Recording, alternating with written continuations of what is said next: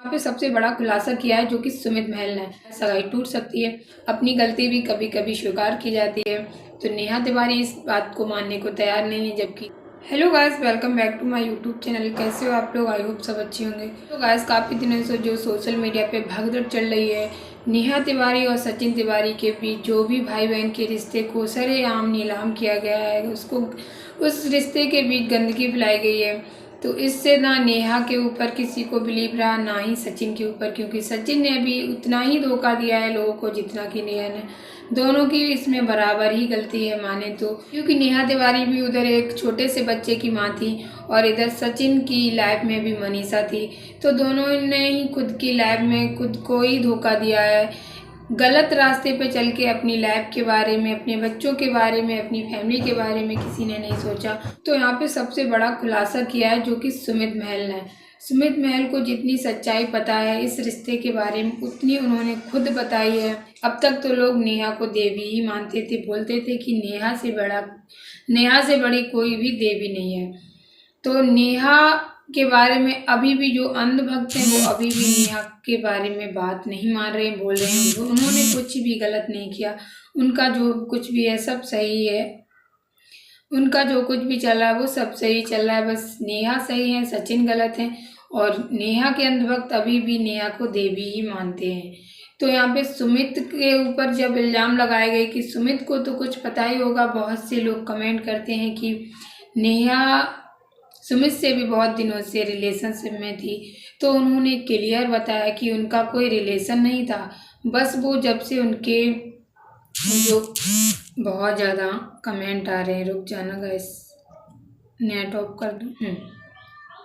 तो जो सुमित महल पे इल्ज़ाम लगाए जा रहे थे कि इधर मनीषा पे लगाए जा रहे थे, उधर सुमित पे, कि सुमित भी जानते होंगे नेहा के बारे में, सुमित क्यों चुप हैं, सुमित क्यों नहीं बोल रहे हैं। अभी भी नेहा पे वो कोई भी ऐसा बात नहीं रख रहे हैं जो नेहा के खिलाफ हो। लोग चाहते हैं कि वो भी अपना भी बात रखें। और सुमित को भी शायद सब कुछ पता है, गंदे गंदे इल्ज़ाम, ये पब्लिक है कुछ भी बोल सकती है, तो सुमित पे भी बहुत ज़्यादा गंदे इल्ज़ाम लगाए जा रहे हैं। तो सुमित ने बताया कि उन्हें तो कुछ भी नहीं पता था, लोग बोलते हैं कि उनकी लव मैरिज है, तो उनकी लव मैरिज नहीं है। सुमित ने अपना खुद पक्ष रखा और बोला कि बस मैं उन्हें सोशल मीडिया के थ्रू ही जानता था, उनके साथ जो कुछ भी दुर्घटना घटी थी तब से मैं भी जानने लगा। एक जो आकांक्षा हैं उनके जरिए, उनके आकांक्षा के हस्बैंड उनके दोस्त हैं, तो उनके जरिए ही ये जानने लगे इनको। और इनसे बस इनको फॉलो किया हुआ था और इनसे बात हुई थी इंस्टाग्राम पे। ऐसा कुछ नहीं है कि ये लोग रिलेशनशिप में रहे हैं या फिर बहुत ज़्यादा अच्छी जान पहचान हो। जैसे लोग जानते हैं इनको यूट्यूब के जरिए, इंस्टाग्राम के जरिए, वैसे ही मैं भी जानता था बस। तो उनसे बहुत सारे सवाल भी पूछे गए, उनसे बोला गया कि तुम इनको ऐसे ही जानते थे, तो तुम्हारी एज 35 लगभग होने जा रही है, तो तुमने अभी तक शादी क्यों नहीं की। तो उन्होंने बोला कि मैंने शादी तो मैं बहुत दिनों से करना चाहता था, लेकिन मेरे मन में कुछ अलग करने का था। वैसे नॉर्मल तो शादी सब लोग कर ही लेते हैं, लेकिन किसी के बारे में कोई कुछ नहीं सोचता। जब से मैंने इनको देखा था तो मैं भी चाहता था कि मैं एक ऐसी लड़की से शादी करूँगा जिसको पति की ज़रूरत हो बहुत ज़्यादा, क्योंकि नॉर्मल लड़की को तो आसानी से लाइफ पार्टनर मिल ही जाता है, लेकिन ऐसी लड़कियों को आसानी से ऐसा लड़का नहीं मिलता जिसकी शादी ना हुई हो। और बहुत कुछ सोच रखा था कि लोग वो अच्छा ही करना चाहते थे, तो वो नेहा के बारे में जानते भी थे, नेहा से बातचीत नहीं करते, ना ही डेली उनके ब्लॉग देखते, ना ही वीडियो, बस वो ऐसी ही लड़की से शादी करना चाहते थे। तो नेहा उनको दिख गई, तो नेहा इनके मतलब कांटेक्ट में भी आ चुकी थी, हेलो हाय मैसेज होने लगे थे।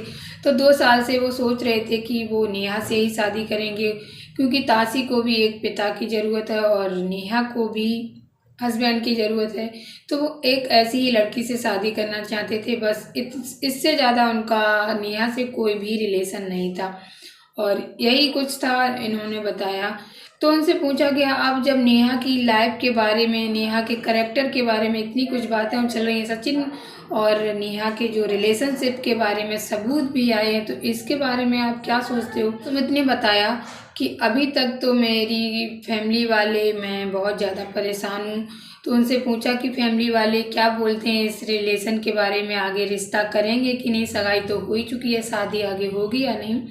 तो उन्होंने बोला शादी के बारे में फैमिली वालों ने तो बिल्कुल मना ही कर दिया है और बताया कि अभी मैं एक बार नेहा से बात करना चाहता हूँ, उनका पक्ष सुनना चाहता हूँ, या तो मैं उनसे भोपाल मिलने जाऊँगा या फिर नेहा को ही जबलपुर बुला लूँगा, और जब तक मैं उनसे फेस टू फेस बात नहीं कर लूँगा तब तक मैं इस बारे में कुछ भी नहीं कह सकता।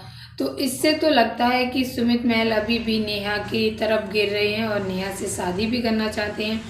लेकिन उन्होंने उनसे ये भी बोला गया कि अगर नेहा सचिन की तरह तुम्हें भी चीट कर गई और तुमसे भी ऐसे ही धोखा दे दिया, क्योंकि उन्होंने बहुत सारे यूट्यूबर्स को भी चीट किया है, ज़रूरी नहीं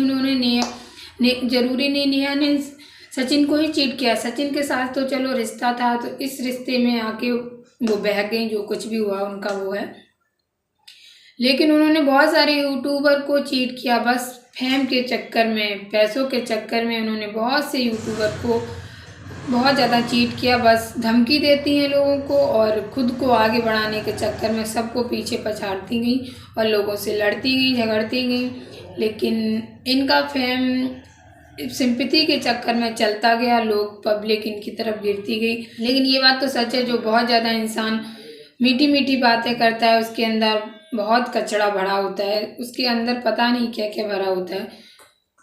तो ऐसा ही है नेहा के साथ, पब्लिक इनके सिंपैथी पे चलेगी, इनके साथ जो कुछ गलत हुआ, ये अकेली थी, लोग इनके ऊपर चले गए और पब्लिक इनको बहुत ज़्यादा प्यार करने लगी, जिस वजह से किसी भी यूट्यूबर ने इनके ऊपर उंगली नहीं उठा पाई, क्योंकि ये लीगल जाने की धमकी देती रहती थी लोगों को। तो सुमित महल से यही पूछा गया कि इन्होंने दोबारा चीट कर दिया तो फिर क्या करोगे, क्योंकि तुम्हारी अभी तो शादी नहीं हुई, सगाई हुई है, अभी कुछ नहीं बिगड़ा है, सगाई टूट सकती है, लेकिन शादी के बाद क्या होगा तुम्हारा, अगर तुम्हें भी नेहा धमकी में ही चलाती रही तो तुम्हारी पूरी लाइफ बर्बाद ही हो जाएगी, अभी तो तुम्हारा कुछ नहीं बिगड़ा है। तो उन्होंने बोला जब तक मैं कुछ भी बात नहीं कर लेता इनसे सामने फेस टू फेस ही बात करूँगा, सारी बातें क्लियर करूँगा, जब कुछ भी क्लियर हो जाएगा तब सारी बातें सामने रखूँगा और सब कुछ बताऊँगा अपने चैनल पे। तो गाइस जनता को तो क्लियर हो ही गया होगा कि वो जब तक नेहा की पक्ष या उनकी बात नहीं सुन लेंगे तब तक वो किसी भी डिसीजन पे नहीं पहुंचते हैं, क्योंकि उन्हें नेहा का पक्ष सुनना ज़रूरी है, क्योंकि वो एक सगाई के बंधन में बंधे हुए हैं और वो उनको पक्ष सुनना भी चाहिए, क्योंकि उनका रिश्ता जुड़ चुका है। और जब तक वो नेहा की कोई बात नहीं सुन लेते तब तक वो कोई भी बात इस रिलेशन के बारे में क्लियर नहीं कर सकते कि आगे क्या होगा क्या नहीं। क्या पता वो नेहा की बातों में आ जाए और नेहा उनसे जैसे लोगों से सिंपैथी करती रही है अपने काम निकालने के लिए, सुमित से भी वैसा ही कर दे और सुमित भी इनकी बातों में आ जाए और कर ले ये सगाई। मुझे तो ऐसा ही लगता है कि सुमित महल ज़रूर करेंगे इनसे शादी, सगाई तो हो ही चुकी है सॉरी। नेहा का पक्ष सुनने के लिए जब वो रेडी हैं तो नेहा ऐसे बात नहीं करेगी, सबको पता है नेहा ज़रूर कुछ ना कुछ ज़रूर अपने अंदर बहुत सारी बातें भर के स्क्रिप्ट करके आएगी, जिससे कि सामने वाला तुरंत पिघल जाए, इमोशनली बातें करेगी। क्योंकि बहुत से लोग ऐसे होते हैं ना कि ऐसे सामने बातें करते हैं, लोग सोचते हैं बिल्कुल सच है। और सुमित महल यहाँ दिल के साफ हैं, जो भी है वो रिएक्शन चैनल वालों को भी जवाब देते हैं, ज़रूरी नहीं वो चुप ही रहे, अपने वीडियो नहीं डालते लेकिन सारे रिएक्शन चैनल वालों को जवाब देते हैं, उनसे बात करते हैं। तो रिएक्शन चैनल वालों ने ही उनसे बात की है और रिएक्शन चैनल वालों को उन्होंने इतनी कुछ बातें बताई हैं, क्योंकि उन्होंने अपनी वीडियो में तो ऐसा कुछ बताया नहीं। रिएक्शन चैनल वालों से इंस्टा पे बात करते हैं, कमेंट से बात कर लेते हैं, लेकिन उनको जवाब जरूर देते हैं। इन बातों से तो लगता है सुमित महल बहुत ही दिल के अच्छे हैं और साफ हैं, क्योंकि उनके अंदर कुछ नहीं भरा हुआ है। वो नेगेटिव कमेंट को भी लाइक कर देते हैं और इससे साफ दिल का कोई इंसान हो ही नहीं सकता है। और वो ज़्यादा कंट्रोवर्सी में पढ़ना नहीं चाहते, इसीलिए वो अपने चैनल पे कोई भी वीडियो नहीं लाते हैं, क्योंकि लोग कुछ भी बोल देंगे। इस टाइम पे यही फेमस होना चाह रहे थे और आ गए अपनी बातें लेकर, इसलिए वो अपने चैनल पर कोई वीडियो ही नहीं लेके आते हैं, ना ही कुछ ऐसी बात करते हैं कि लोग उनको इस कंट्रोवर्सी में घसीट पाएँ। रिएक्शन चैनल वाले हों चाहे कोई हो, पब्लिक हो या गलत कमेंट करने वाले हों, इसलिए वो अपनी वीडियो कोई लेके ही नहीं आते हैं। बस वो ऑफलाइन निपटाएंगे, जो भी है बात करेंगे उसके बाद जो उनके फैमिली का डिसीजन होगा वो सामने वीडियो में ला के बता देंगे लोगों को। बस उनकी वो लास्ट वीडियो होगी, वो इस कंट्रोवर्सी में कोई भी बात नहीं करेंगे। जो कुछ भी उनका डिसीजन होगा वो ला के बताएंगे अपने चैनल पे, वो भी जब सही टाइम होगा तब।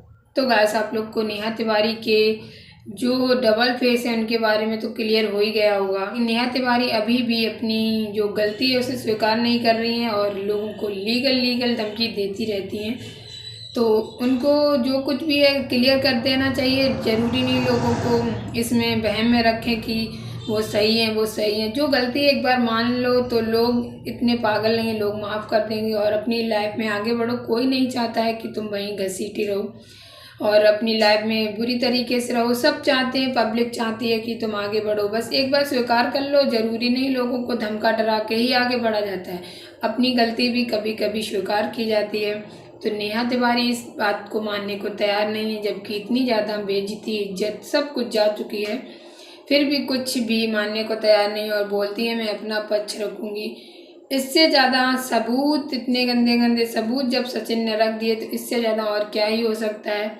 और उधर सचिन को भी रोक दिया गया है लीगल धमकी देके, या फिर उधर लीगल कानूनी तौर से कानून की तरफ से उनको रोका गया है, जिससे सचिन भी अब आगे कोई वीडियो या फिर बात उस रिलेशन के बारे में नहीं कर सकते हैं। इसी वजह से सचिन भी चुप हैं और कोई वीडियो इनकी नहीं आ रही है इस जो रिश्ते टॉपिक के बारे में। तो गाइस आज की वीडियो बस यहीं पे एंड करेंगे। जैसे ही सुमित महल कुछ इस रिश्ते के बारे में बताते हैं, क्या करना है उनको क्या नहीं, वैसे ही मैं अपडेट लेके आऊँगी। तक के लिए आप लोग बने रहिए मेरे चैनल के साथ। जो लोग चैनल पर नए हैं तो प्लीज़ चैनल को सब्सक्राइब करना, वीडियो को लाइक करना, कमेंट करके बताना आपको क्या सही लगता है क्या गलत। Bye bye.